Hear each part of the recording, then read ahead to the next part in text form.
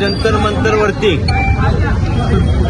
जो मुलांचा पेपर फुटीच्या प्रश्नावरून संघर्ष चाललेला आहे तो लोकशाहीच्या पद्धतीनं त्यांनी संघर्ष चालू केलेला होता। त्या ठिकाणी लोकशाहीला अनुसरून महात्मा गांधींचं जे होतं उपोषणाचं त्याप्रमाणे संघर्ष सुरू केल्यानंतर सोनम वांगचुक हे जे एक मोठे वैज्ञानिक आहेत ते उपोषणाला बसले।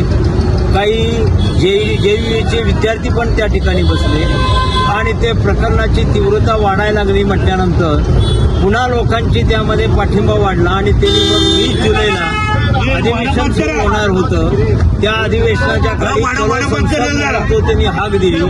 त्या हाकेला अनुसरून संबंध भारताचे युवक त्या ठिकाणी जमा व्हायला लागले आणि त्या ठिकाणी त्यांनी जो एक मुलांच्या वरती आणि मुलींच्या त्यांनी लहान मुलगा मोठी माणसं याचा कुठे विचार न करता जो अमानुष लाठीमार केला। त्या लाठीमारामध्ये कित्येक आंदोलनकर्ते त्या ठिकाणी जखमी झाले।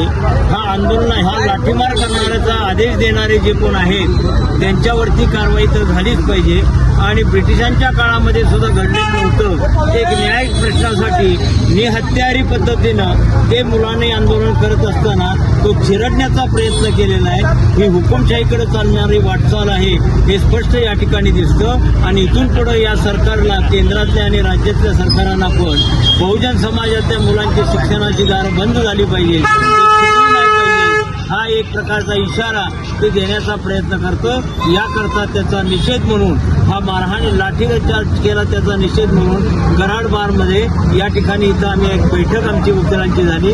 त्या बैठकीमध्ये हा तीव्र शब्दामध्ये निषेध केलेला असून या जो आंदोलन चाललेलं आहे त्याला या ठिकाणी आम्ही सर्व वकिलांनी पाठिंबा दिलेला आहे आणि वेळप्रसंगी परिस्थितीनुसार यानंतर जे काही आंदोलनं सुरू होतील त्यामध्ये सहभागी व्हायचं सर्वांनी ठरवलेलं आहे। एवढंच या ठिकाणी भाजपचे काय नेते असतील ते म्हणतायत विद्यार्थ्यांना आतंकवादी आहे असं। कसं आहे माहिती आहे का की त्यांनी विचार करायला पाहिजे होता।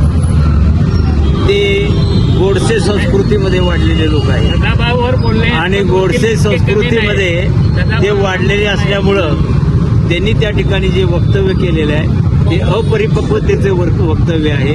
दिल्लीतनं जे काही सांगितलं जातं ते ह्यांना पाळावं लागतं आणि त्यांनी सांगितलं त्याप्रमाणे हे या ठिकाणी बोलतायत तो त्यांचा दोष आहे।